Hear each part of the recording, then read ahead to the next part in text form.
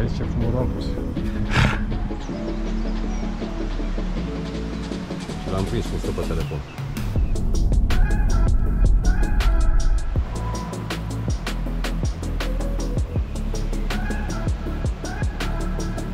Salutare tuturor! Am ajuns la Argeș. Astăzi am avut a doua zi de recunoașteri. Probele aproximativ ca anul trecut ne plac, numai că vremea va fi foarte schimbătoare. De exemplu, azi a plouat, a fost uscat, a ieșit soarele și tot așa. Deci, la Argeș tot timpul e problemă cu vremea.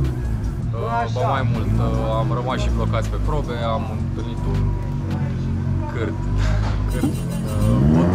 o turmă de oi și ne-am citit un pic treaba, dar am terminat în timp util. Băieții acum au montat parcul de service, suntem în grafic, ne pregătim de briefing. Uși glisante.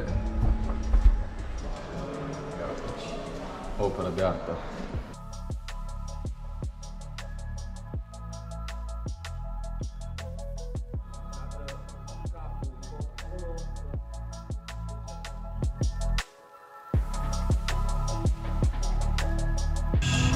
Avem prezentarea oficială aici în centru, foarte frumos în fiecare an, să vedeți foarte sper și sperăm să avem un parcurs bun.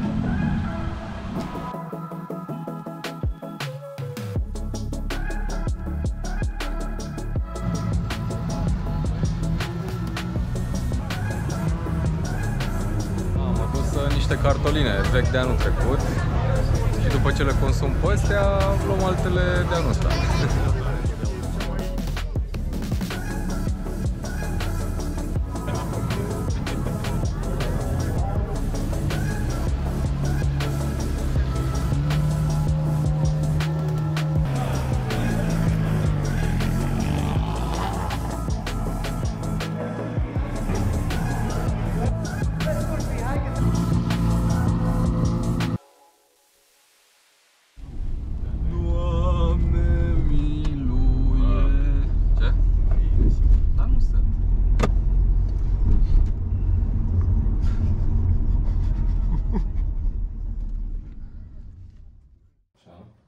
În dreapta 3 scurt, în stânga 5 interior, 20 dacă 2 puncte de 4.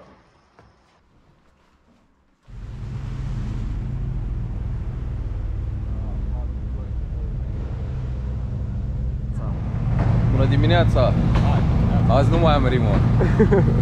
Mi-e somn și nu pot să gândesc.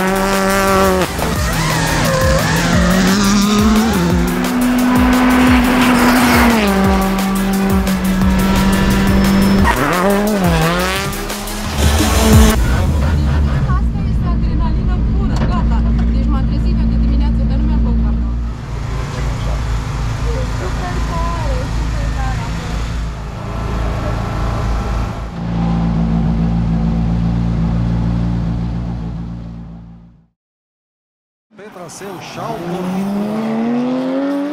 parcursul, ocupanții poziția a treia în clasamentul general de până în acest moment, respectiv Andrei Gândofan și Doru Vraja, brașoveni care ne aduc la start o Skoda Fabia Rally 5 R5, o mașină despre care spuneam că este vârful de lance în ceea ce privește materialele de concurs pe care le poți folosi în campionatele naționale și europene. Federația Internațională de Automobilism este foarte strictă. Cum a fost? Cum să fie? A fost o zi cu de toate. O zi și cu ploaie și cu soare, o zi în care am început bine, după care a început să plouă, nu am ales exact cum trebuie, cum să punem anvelopele de ploaie, pentru că trebuia să le punem cumva în X și le-am pus doar pe față și asta ne-a făcut să pierdem niște timp, dar între timp s-a oprit ploaia, am mai recuperat, am venit bine pe a treia probă și la super special a fost super mișto, am bucurat publicul, am făcut și al treilea timp, suntem pe 3, e bine, suntem în grafic și vrem ca mâine să creștem un pic ritmul și să facem o figură frumoasă. Acum vremea nu știu cum va fi, pentru că e super înnorat, dar this is rally and plouă pentru toată lumea dacă e. Sper să plouă de la început, dacă e să plouă sau să fie soare. Mergem să ne odihnim și ne vedem mâine. Acum băieții fac ultimele reglaje, fac check-ul la mașină, mașina e ok.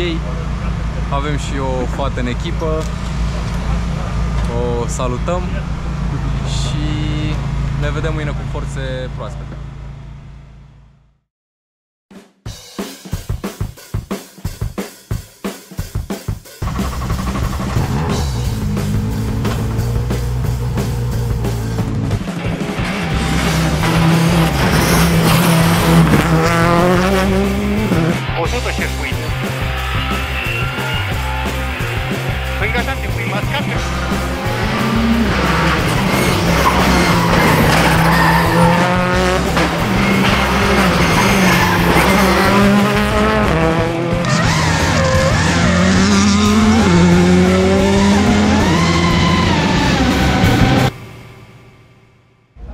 Am terminat cu bine raliul Argeșului, ne bucurăm că am reușit să terminăm pe podium.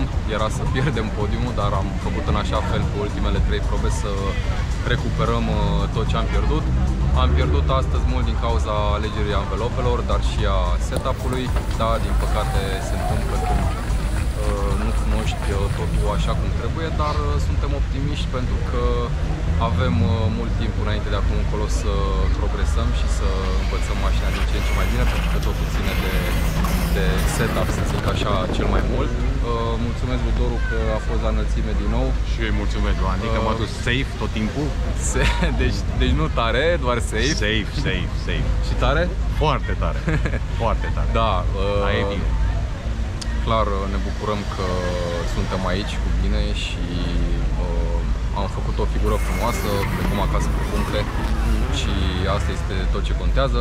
S-ar putea să avem și o surpriză să participăm la un raliu, dar surpriză.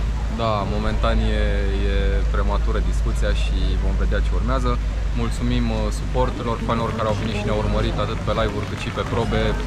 Vă iubim, mulțumim partenerilor care fac posibilă toată această poveste și tuturor care ne susțin. Să ne revedem curând, nu știm unde, dar cu siguranță ne vom revedea. Mulțumim frumos!